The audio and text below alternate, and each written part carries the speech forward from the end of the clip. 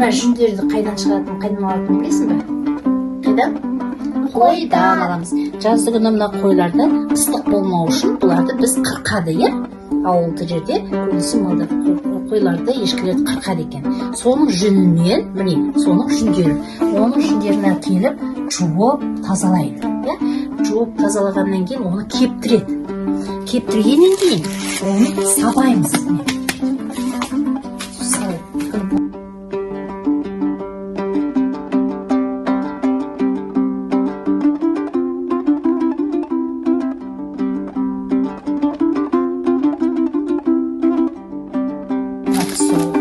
Бұның астына түседі екен. Бұның шаңдары астына түседі. Жақсы.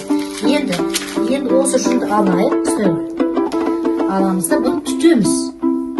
Түткенде бұлардың арасын ашып, әдемілеп, майдалап түтеміз.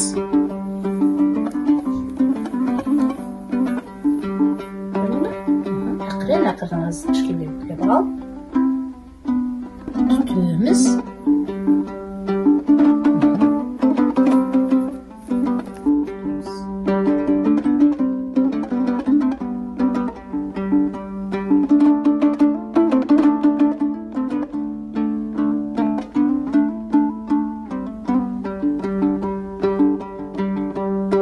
Енді жаңағы иірген жібімізден біз жүнімізден жібереміз.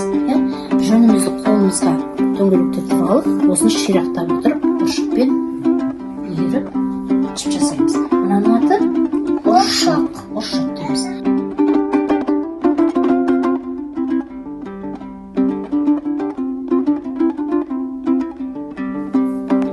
Осыдан жіптің жиынтыған дөңгелектетеміз.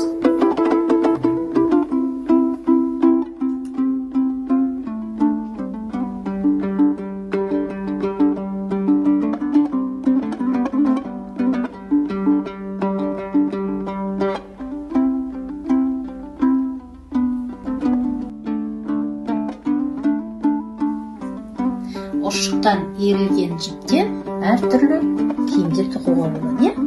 Міне селеде тұр. Оны бояй жіптерді әртүрлі қызыл, сары, көк түріп бояй. Содан кейін бірнеше киім тығуға болады.